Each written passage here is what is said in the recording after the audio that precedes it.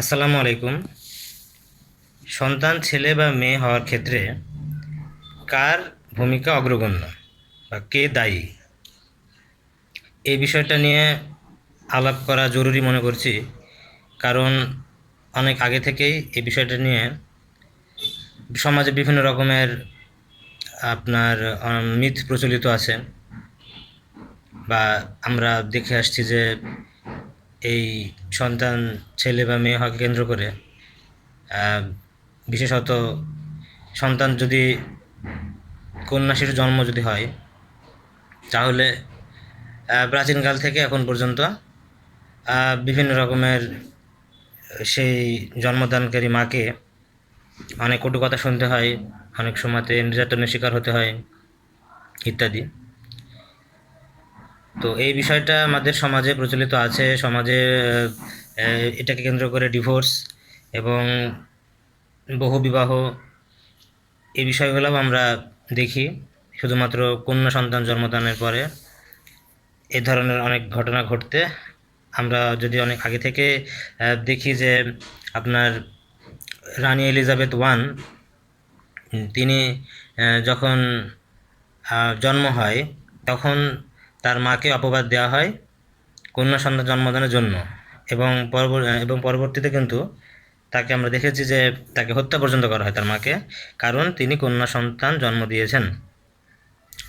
তো সমাজে এবং সমাজের আপনার গ্রামে এবং শহরে উভয় দিকেই এই বিষয়টা আছে।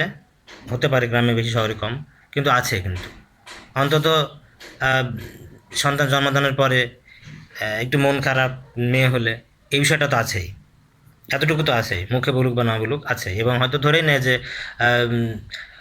যে আপনার জন্ম দিয়েছেন যিনি, যে মা, তিনি দায়ী, কারণ তার পেট থেকে জন্ম হয়েছে কন্যা সন্তান ইত্যাদি।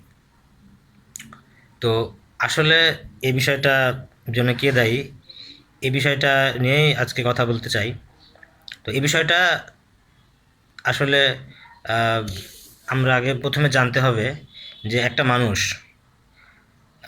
ছেলে নাকি মেয়ে, এই বিষয়টা কিভাবে নির্ধারিত হয়। আমরা আমাদের আমাদের শরীরে ক্রোমোজোমের সংখ্যা আছে 23 জোড়া বা 46টি। এর মধ্যে 22 জোড়া আছে অটোজোম, যা সবার মধ্যে আছে, ছেলে হোক মেয়ে হোক, আপনার কোনো পার্থক্য নেই, একই রকম আছে। আর আরেকটা হচ্ছে যে সেক্স ক্রোমোজোম, এটি আছে 2টি। যদি ছেলে হয় তাহলে এক্স ওয়াই, এবং যদি মেয়ে হয় তাহলে এক্স এক্স।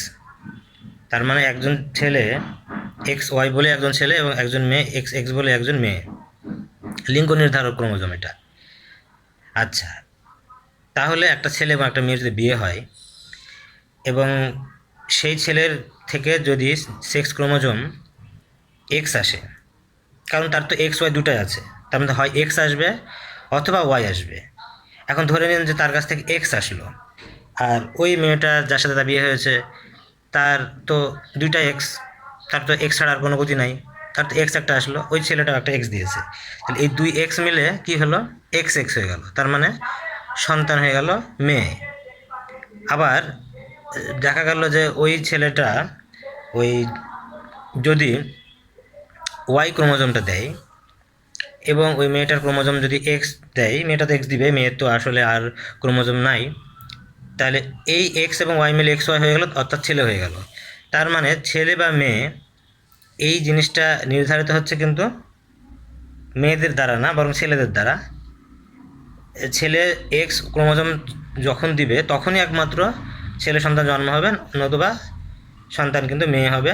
এক্স দিলে দুজনেরই মেয়ে হবে। এখানে মেয়েদের আসলে ছেলে বা মেয়ে তাকে দায়ভার করার কোনো সুযোগ নাই। আশা করছি আপনারা বিষয়টা বুঝতে পেরেছেন। তো এখন বিষয়টা হলো যে আসলে তো এই জিনিসটা কারো হাতেই নেই।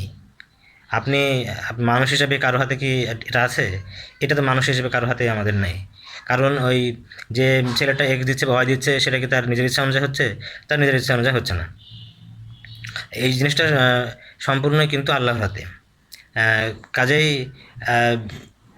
আমরা এতটুকুই বুঝতে পারলাম যে প্রথম কথা হচ্ছে যে সন্তান ছেলে বা মেয়ের হওয়ার ক্ষেত্রে এখানে মানুষের আসলে কিছুই করার নাই। এটা হলো প্রথম কথা। আর দ্বিতীয় কথা হচ্ছে যে যদি দোষ দিতেই হয়, যদি আপনি মনে করেন যে আপনি আহ, দোষ দিবেনই, তাহলে সে দোষটা কিন্তু ছেলেদেরকেই দিতে হবে।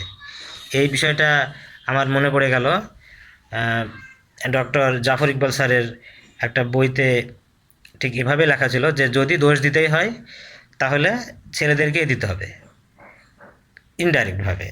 কারণ তার তো তাদের ইচ্ছা অনুযায়ী হয়নি, কিন্তু মেয়েরা যে দোষী না এটা তো শতভাগ নিশ্চিত। তো আশা করছি বিষয়টা বুঝতে পেরেছেন, এবং আমি চাইবো বিষয়টা আপনারা অন্যদেরকে শেয়ার করবেন, বলবেন বিষয়টা। কারণ এই বিষয়টা অনেকেই কিন্তু জানে না, বিষয়টা অনেকে জানলেও হয়তো ওভাবে তারা চিন্তা করে না। তো আশা করছি বিষয়টা আপনারা সমাজে ছড়িয়ে দিবেন, এবং মানুষ যাতে বিষয়টা জানতে পারে।